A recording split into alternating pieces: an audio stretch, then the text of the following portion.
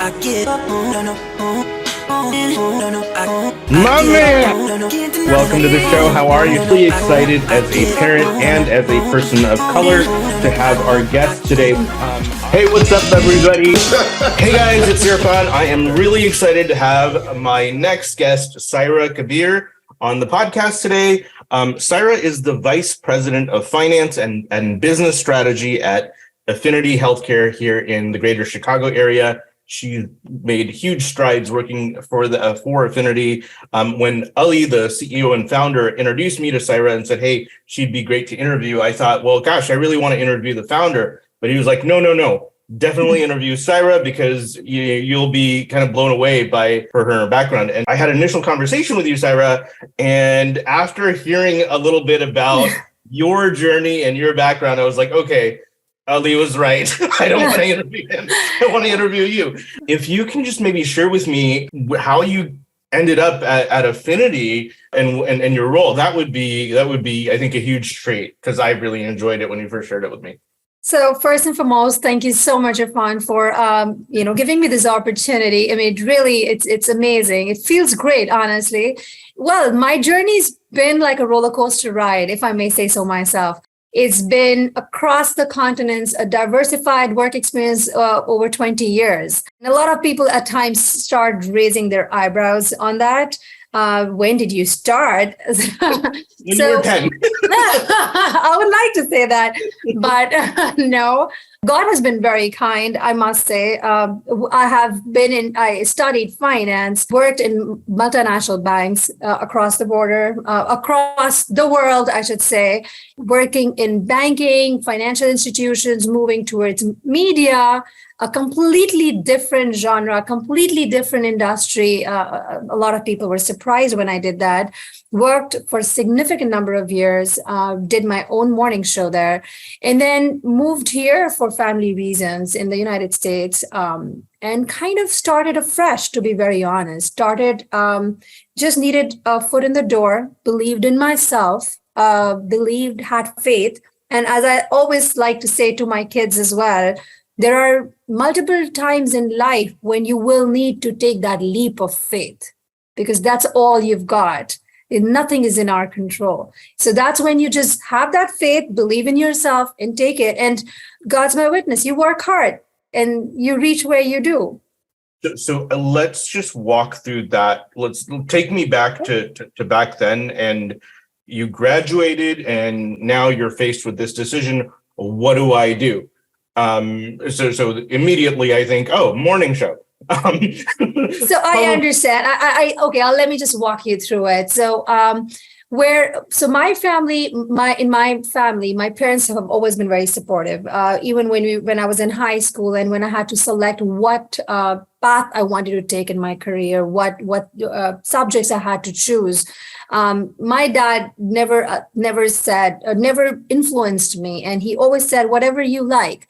For all students out there, even now, I would say the same thing I say this to my children all the time.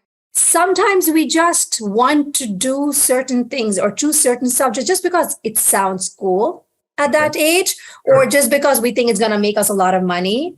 Sure. And, I remember back then, everyone wanted to be an investment banker. Everyone in my batch wanted to be one, right?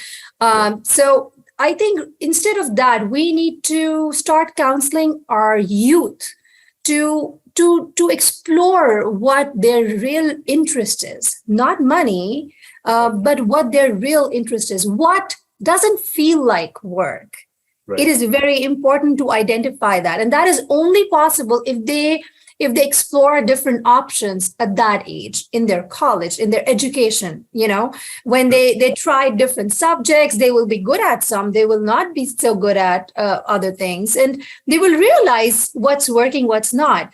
And even then, at the end of the day, I feel that if and when you do pick a career and an industry, a path, it is never too late to realize, you know what? Maybe this was not the right field for me. Maybe my strength lies elsewhere. Maybe I could have done this better. Never think, because we all get life once only, right? So why waste it thinking now I've made my choice. Now this is what I've studied all my life. Now this is it. Now I'm stuck doing this for the rest of my life. Never allow yourself to do that, because we all deserve better, right? So doing that again, for me as an individual, and I must say, for everyone, it's going to be different, right? For every person, what drives them is a different aspect, a different factor, right? For me, my family, my kids have been my world. They're my life. I mean, anything I decide, anything I do has always been, they're my topmost priority. So keeping that in mind, when I was in banking, I was doing well, everything was good, but back home we have a culture of late sittings. We would spend hours and hours and hours away from family. And that was something I realized I started cribbing a lot about. I wasn't happy. And why do we do what we do? We do what we do because it should make us happy. As I said, life comes once. We need to keep ourselves, do things and make choices that makes us happy. So I decided honestly, at that time, I had no plans, just faith. And I knew, okay, fine. If I let go of this, I'll definitely come, because I'm not the kind to just sit and do nothing. I'm sure something better will come along. And that was basically the switch from banking to media. It was very different. I had no one in my family ever had done media before. There was a lot of perception about media and people in media and all of that. And but I think I'm proud to say that I proved a lot of them wrong, and it took a lot of courage. And I think family again played a part. You were in, so you graduated from college, and then you were in banking for a few years, and you thought to yourself, you know what, this may not be the right path for me. Mm-hmm. How did that transition take place? Were you just grabbing dinner one day and somebody comes up to you and say, hey, you should be on a show? Can you talk to me a little bit about that? Can you tell me more? So basically, yeah, I was discussing it with my spouse. And in fact, he was the one telling me, you have started cribbing so much about work. Why? I mean, it's not right. And I was like, what if I leave? He's like, okay, sure, go ahead. So again, that support, that belief, that support system there was very important. And when I left that, I went into teaching. I was a visiting faculty at an institute. I was teaching a BSc external degree program there. So it wasn't like I didn't have anything in my hand. I was already doing it. So it wasn't like I would have nothing to do. But I was exploring at that time. I started exploring, okay, what to do. And through mutual friends, I found out regarding this talent agency. And honestly, it was that initiative taking ability of mine, I would say, that I just wanted to go and explore what that was. I mean, just finding out more about it. I went, I did it. And very soon I got a call. And when I did, very skeptically, I would say I was scared, to be very honest, because I didn't know what to expect. I went for my first TV ad, first TV commercial, and I was pretty scared that day. But I remember when it got aired on air, like the TV ad went on air. It was one of the most fun and most amazing experiences of my life, because I realized I loved that process of filmmaking. So that was fun. Okay. So then how did you decide to close that chapter where you're like, look, I'm famous. People in Pakistan know who I am. I'm doing well financially. I'm just going to call it a day because I'm bored? Or how did that? And you'd been married, or obviously you're married during this time.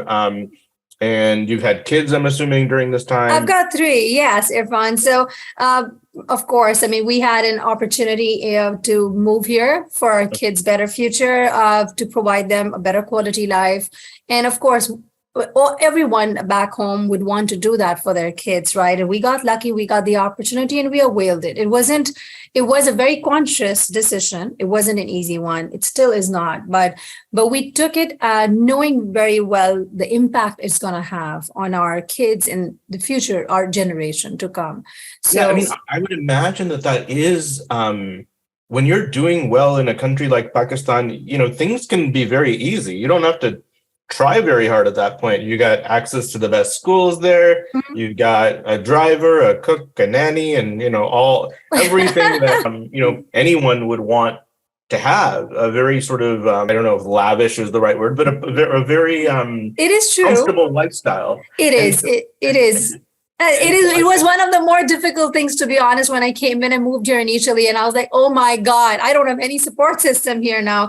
That was definitely something I had to kind of work towards and kind of get used to, because back there, as you said, there's so much support system there, and then of course, really not having a lot of family or friends because you live, your actual growing up and working life and everything you've done it over there, so you make friends in a social system, and then you come to a place where you don't know anybody and nobody knows you.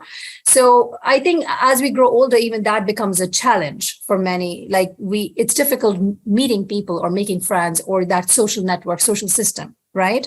So Mhm. it was definitely challenging, but it is more than that. It is more than having a nanny or having a cleaner to come and clean your house. When we talk about the quality of life, unfortunately, there's a lot on that front, and even it's difficult. I think when we live there, we all kind of get immune to certain things that we should not, the basic necessities of life.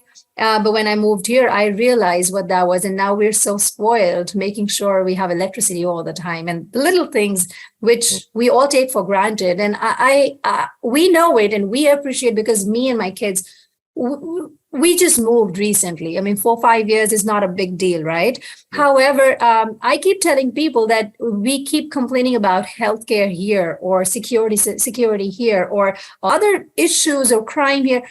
You don't know how it is for many around the world. Yeah. So just having that freedom, this is the place, and we appreciate this.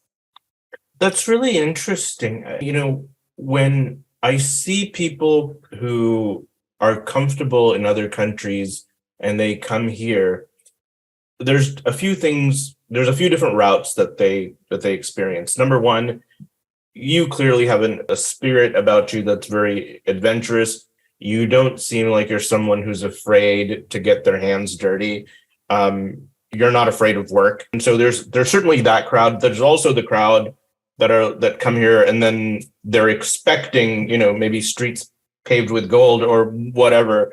And they're in for a rude awakening. They're like, oh, I actually have to do this. Like, nobody knows that I'm a princess. Like, how do you not, and I'm being sarcastic. I don't mean to offend anybody when I say that, but why do you think that you have that outlook? Was it just instilled in you as part of growing up where you're like, look, I want to go do something. Let's, whatever it is, let's take it head on. Why is that? Not everybody's like that. That is true. I think it is, again. I mean, I would say a lot of credit goes to my parents of how they brought me up, or my siblings. Also, a lot to do with personality type. I'm the oldest in my family. My parents always made me part of their decision making. So since a very young age, I became the older sister of the house, the kid who could have a conversation and take part in decision making. I mean, I was very young. I still remember it, and I try to do that with my kids as well. But I remember I was confused about some dress I liked, and I was like, which one should I get? And my mom, even at that age, she was like, you take your decision. I mean, it's up to you. I mean, if you take something bad, you'll have to live with it. So, Right. what's the worst thing that can happen? Yeah, you won't like it after some time. Fine.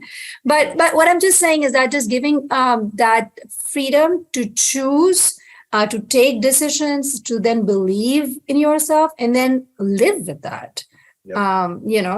Good or bad or the ugly, as I always say, you have to have that courage in life.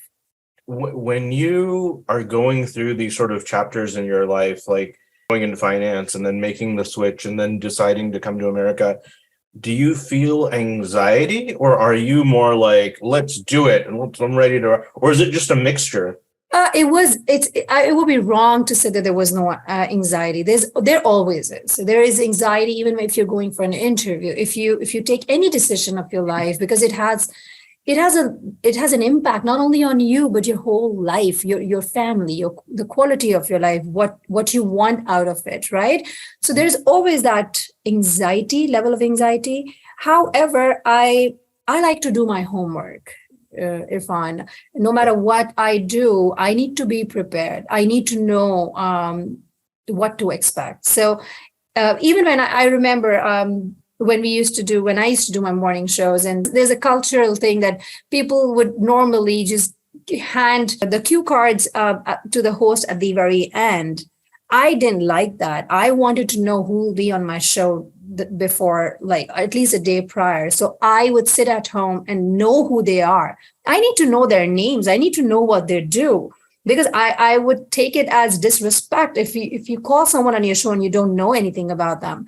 So for me, the same thing goes for, like, I remember when I came here and I applied for various jobs, even regarding Affinity Health. So I knew nothing, in Pakistan. I'm sure a lot of people don't probably know this, but we don't have we don't have a clinical research industry as such. Sure. Not a thriving one, at least. I mean, right. Not that I know of at all.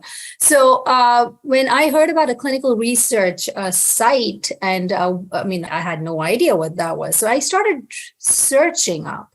I started going on. I went on the website. I wanted to know what they do. So again, I had no background in healthcare.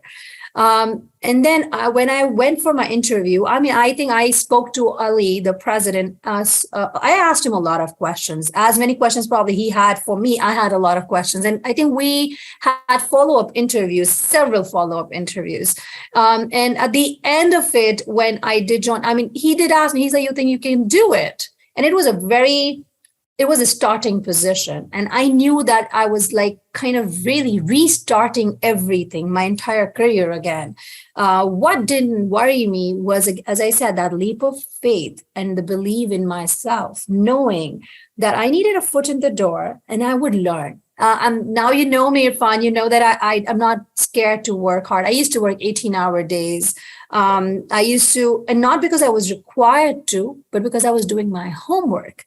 I needed to know the industry. I needed to know how the system works. I needed to know even the little things that now we laugh at, or now anyone would take for granted. Even the verbiage, even the lingo in the research industry was different. And for me, coming from banking, who had no idea about the industry, I had to learn literally A to Z about it. And then the most amazing thing was what basically my motto of life is. It kind of, the philosophy of life was very much in sync with what this industry has to offer. And I fell in love with it. Just knowing that you are playing a part in other people's lives in a way that's saving their lives. What bigger purpose of life would that be? So that gives me that sense of fulfillment, and I haven't looked back since. And it's been a fun journey. And you were promoted several times in a very quick span. So you started out in a basic role or a lower level role, and you're already vice president of finance and business strategy in a matter of a few years. Absolutely. Partly because you understand people and you understand how to collaborate and you can read folks well, because finance is just not about doing the job. You got to make sure that everyone, people enjoy it. Absolutely. It's more than, so it's way more. Finance is different from accounting, right? And then again, finance in a banking industry was very much different from our healthcare industry, as I said. So I had to figure out a lot of things. However, just because I had 15 years of work experience, and having that communication skill, being a teacher, being a visiting faculty, for years, having that good mix really helped me explore the different departments in the company, trying to come up, thinking out of the box, completely giving a very different perspective from what people were used to. So he would testify that there is not a single department where you would not find an imprint left by me in the company, just because a lot of credit goes to him. Because Ali has always been, that kind that he would open the floor, and he wants to know people's ideas and thoughts, and he would never say no to it. And he was like, if you think you can do it, let's see what you can do. So that having that open field to try out your initiative and see what is working, I think that really helped. And again, it was a small company 4 years ago, working and trying to fill in spaces and wearing multiple hats gave me a very bird's eye view of the entire company. And then having that finance, skill, it just kind of really helped me get to know the company on a whole level. Wow. And I think that helped me grow in the company. So you're in charge of growing this company and making all these strategic decisions, et cetera. And you've only been here at that time, not very long. And you also have 3 kids. How are you maintaining your sanity? And you may not know very many people from a support, friends and things like that here. You're kind of just on an island by yourself. Is that good? Is that bad? Talk to me about what that felt like. What was that going through? So first thing, Irfan, tell me, what exactly is sanity? I'm lost. I mean, don't ask me that. But initially, I think that it was a continuous juggle. I felt like I was burning the candle from both the ends. I was continuously juggling, trying to, as I said, I was overworking myself. And it was burning me out. No one can sustain it. And there came a point where I knew what I wanted to do, that focus. Sure. And I tried to grab on that. The good thing is, again, we are a very, very close team. So I could talk to my boss, explain to him, okay, tell me exactly, because I think it's being difficult now because we were growing as a company as well. So instead of wearing multiple hats, I started bringing my focus towards my strength, my area. So, we could hire more people in different positions. And what other thing that I think I personally did was I started realizing that if I'm with my kids, but if I'm not really with them, it's not working out. Yeah. Meaning the successful formula, I would say, or the success formula would be to wherever and whatever I do, I need to be 100% there. If I'm with my kids, I need to be 100% there, not check my phone, not check my email. If I'm working, then I'm just working. I cannot think of them at that time. I cannot feel guilty about something that I didn't do. So just having, and then also taking out some self-time, because that is what would keep me sane. Whether that can be, treating myself to something, or spending some time with a good book, or just watching TV and not really doing anything, because we don't always have to do something, And I think we're too hard on ourselves. So just all of that, those little things, which I realized myself over a period of time, reading self-help books, self-developmental stuff, watching TED Talks, you realize it's not something that you're not the only one. You're not alone. A lot of people have been through it. A lot of people have gone through that. So why not learn from other people's mistakes, learn from their experiences, and then learn from your own as well.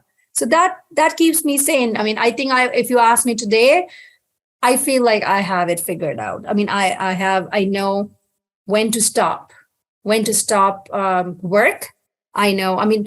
Nothing ends. That's something I've realized. The work would never end, right? So you need to know, and you need to draw lines and boundaries between your work and your personal life. So that's how it keeps me sane. Amazing. Thank you for articulating that so thoughtfully. I want to shift gears a little bit. A lot of young women might see you and say, oh gosh, she's just had success because of, the stars aligned and I can't do that, or I can't do this. So that's part one. How would you respond to folks that might think that? But before you answer that, the second part of that question is legitimately a lot of young women, South Asian culture, Pakistani and not Pakistani, assume a lot of pressure, either externally from their family members to go a certain route, and also internally, right? They just think about all these things. If I do this, my family might be disappointed. If I don't do that, my family will, be disappointed. And my wife mentors a few Pakistani young women who are new to the United States, and she tells me some interesting stories that walking people off the ledge and say, hey, that's okay. What advice would you give to folks to, I don't know if it sounds cheesy to say live their best life, or because you're very comfortable in your own skin, you're not afraid to be who you are. From the I met you, I was like, okay, she's not joking around. But tell me, you were talking to a group of young women who may not be as comfortable as you are, and earlier in their career. What would you say to get them to take the path that they feel that is meant for them?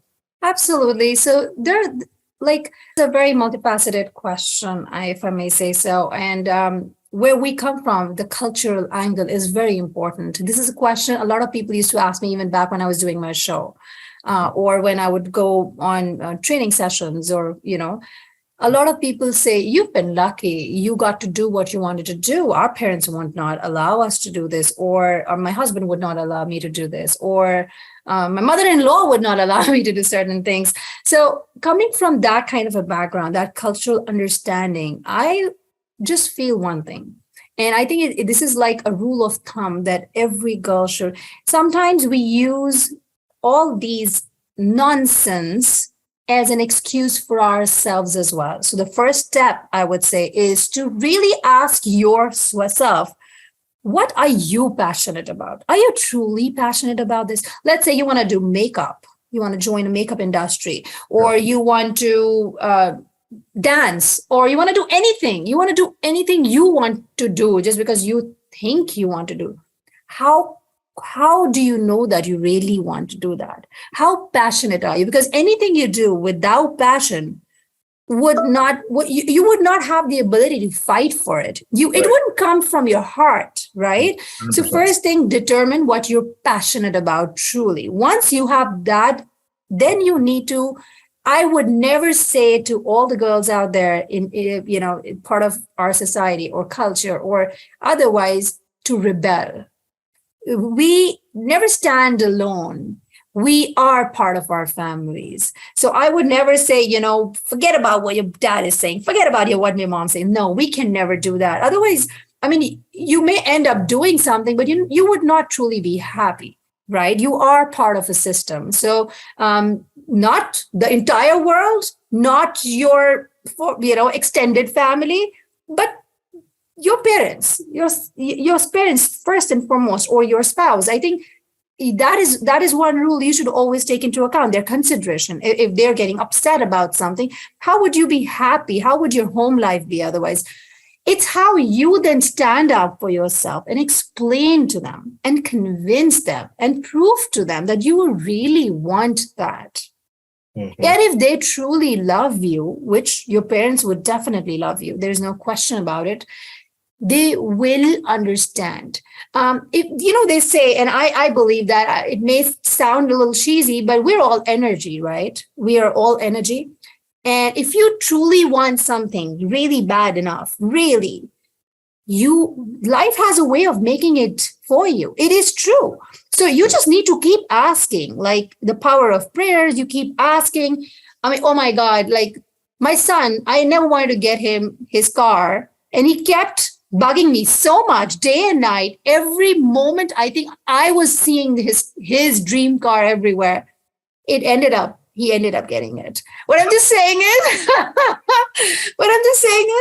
it is, you just need to really, really, really want something. And then you need to prove to your loved ones that is what you want, and because that is what will make you happy. And even if so let's assume it does not work out.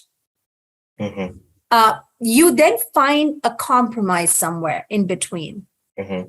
You try to fulfill what you desire in some other aspect of your existing career or some newfound career.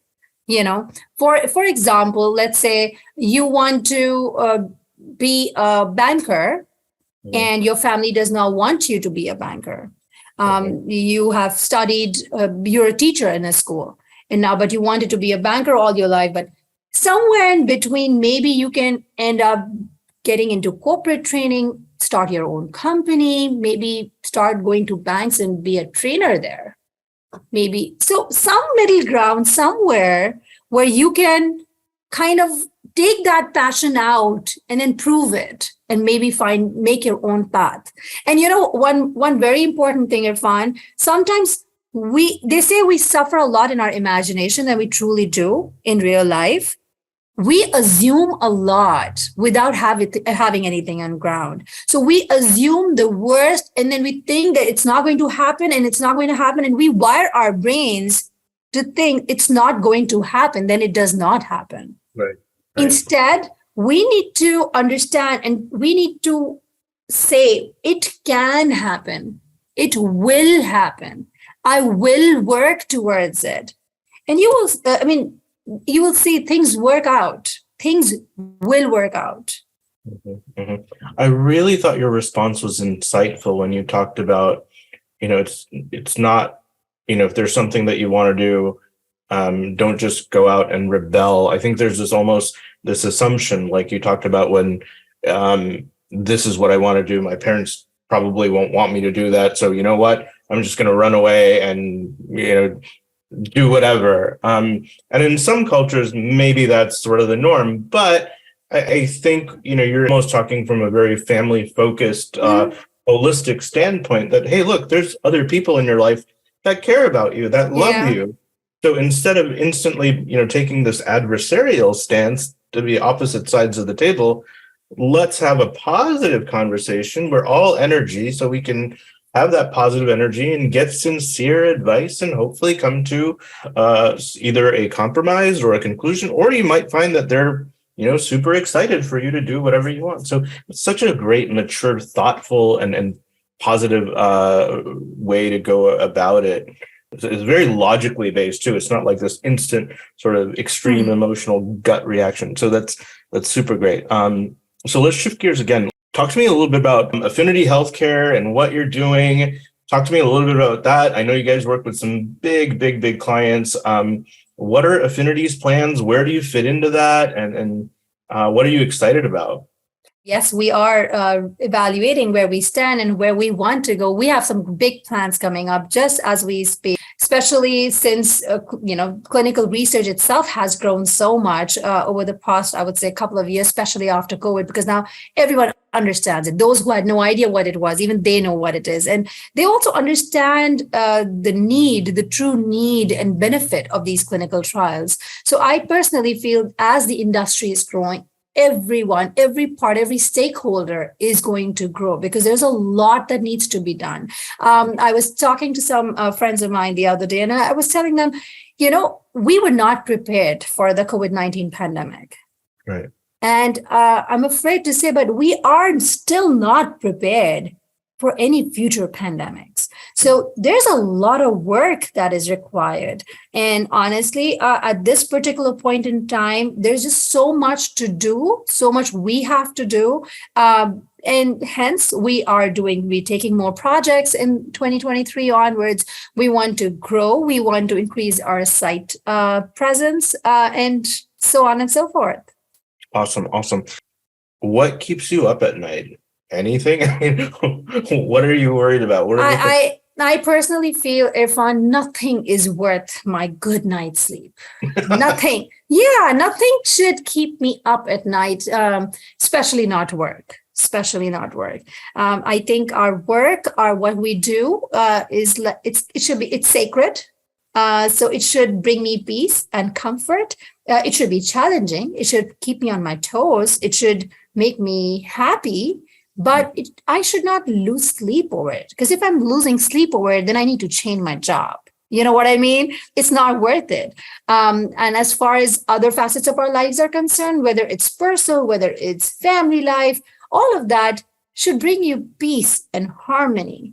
A lot of people will be like, "Oh, you know what? She's just saying all the right things." No, it is. It is not. It is not just saying. You need to really believe in it in order for it to translate into true happiness. I was thinking about this thing, and I was telling my son. At the end of the day, we all need to understand what motivates us. I cannot keep motivating you, right? I mean, just the same way with employees and employer, every one person cannot keep, a manager cannot keep motivating the employees or the direct reports, correct? Right. An individual is responsible for self motivation. Right. They need to motivate themselves. They need to understand what drives them and work right. towards it. And I keep saying it to my team all the time. I would say it again.